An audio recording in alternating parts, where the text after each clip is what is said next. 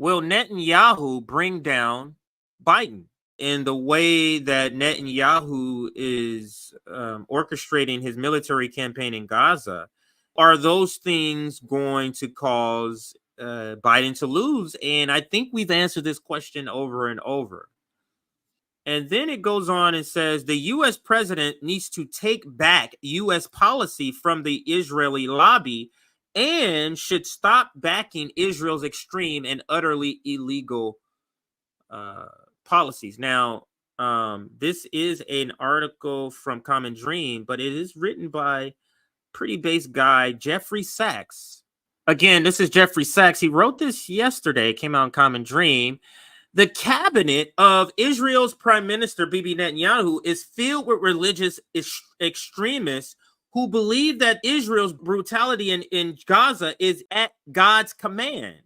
According to the book of Joseph in the Hebrew Bible, dated by scholars to the 7th century BC, God promised the land to the Jewish people and instructed them to destroy the other nations living in the promised land.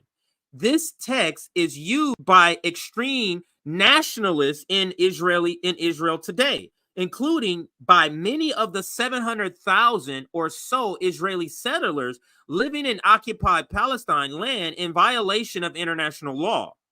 Netanyahu pursues the religious ideology of 7th century BC in the 21st century. Of course, the vast majority of the world today, including the vast majority of Americans, are certainly not in line with Israel's religious zealots. The world is far more interested in the 1948 Genocide Convention than in the genocide supposedly ordained by God in the book of Josiah. They don't accept the biblical idea that Israel should kill or expel the people of Palestine from their own land.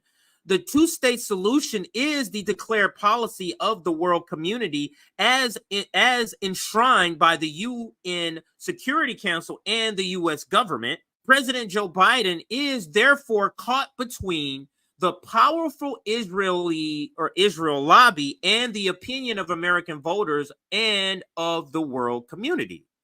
Given the power of the Israeli lobby and the sums it expends in campaign contributions, Biden is trying to have it both ways, supporting Israel but not endorsing Israel's extremism.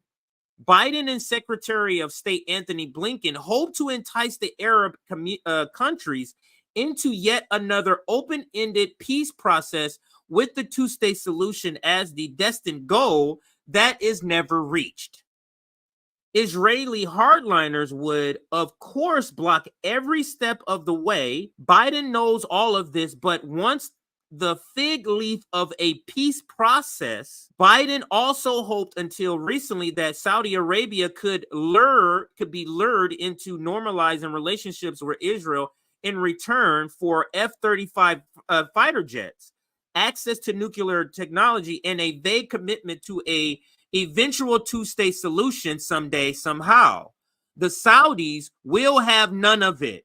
They made it clear in a declaration on February 6th. The kingdom calls for the lifting of the siege of the people in Gaza, the evacuation of civilian casualties, the commitment to international law and norms and international humanitarian law, and for moving the peace process forward in accordance with the resolution of the Security Council and the United Nations and the Arab Peace Initiative, which aims to find a just and comprehensive solution and establish an independent Palestinian state based on the 1967 borders with East Jerusalem as capital.